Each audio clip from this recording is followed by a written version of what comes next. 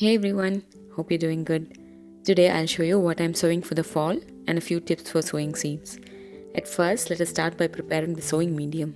I usually use a mix of coco peat and compost, which is my favorite composition. But this time I had some old soil lying around and I honestly forgot to soak the coco peat block in water. So I'll use this old soil as base. I'm also adding some compost to replenish the soil, making sure that the soil is loose and does not have any big chunks that could hinder the root growth of tiny seedlings.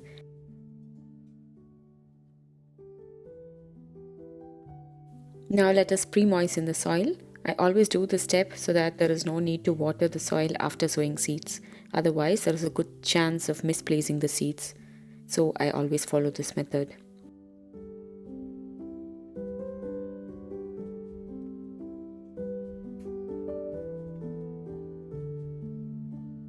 Once the soil is pre-moistened, fill in the sowing containers with the sowing medium and press it down so that the soil remains compacted.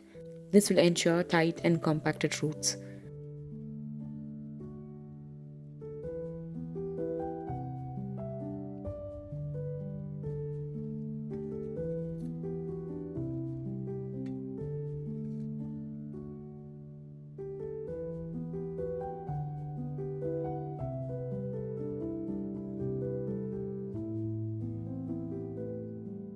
The containers are all ready now.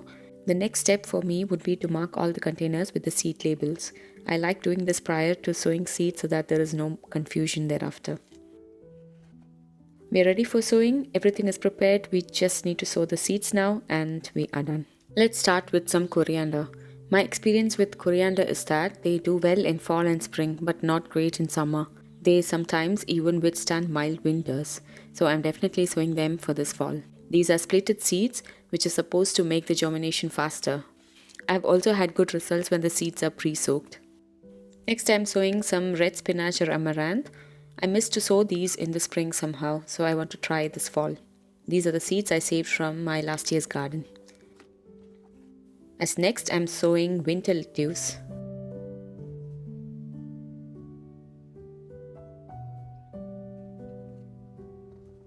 Let's also sow some spinach. This is a variety called Matador. I'm not really sure whether they did well in fall, but they flourish in the spring. So if not for fall, I've had a good success in overwintering them and they grow to their full maturity in the spring.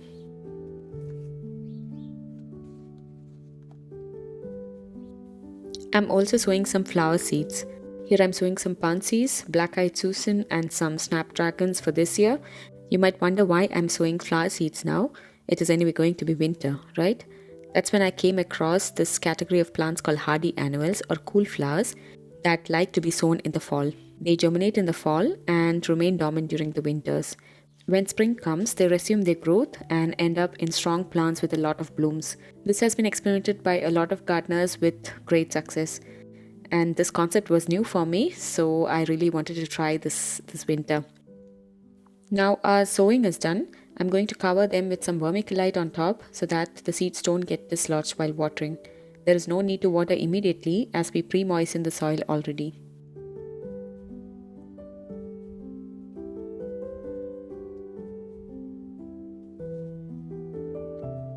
As a last step, I'm going to cover the tray with a humidity dome to increase the temperature inside to aid germination of seeds. I'm going to keep them outside itself under the patio shade for now. Here is an update after 2 weeks. The seedlings did not sprout in the beginning since I kept them outside because it had already become cold outside, so I moved them indoors. The beetroot spinach has sprouted very well. These are the seeds I collected from last year's garden, as I said. The germination rate of green spinach is low. The seeds were also pretty old, so I'll test them again next spring just to make sure if the seeds have gone bad. The corianders have also sprouted. I'll be sowing more directly outside. The lettuce have also sprouted, as you see here.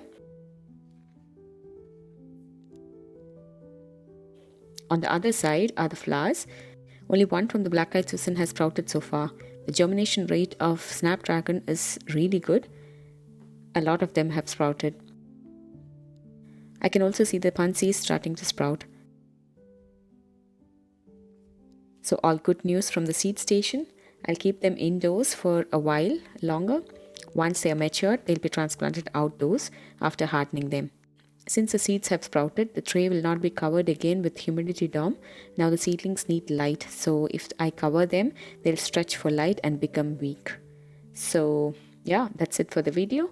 Thank you so much for watching. Bye and take care.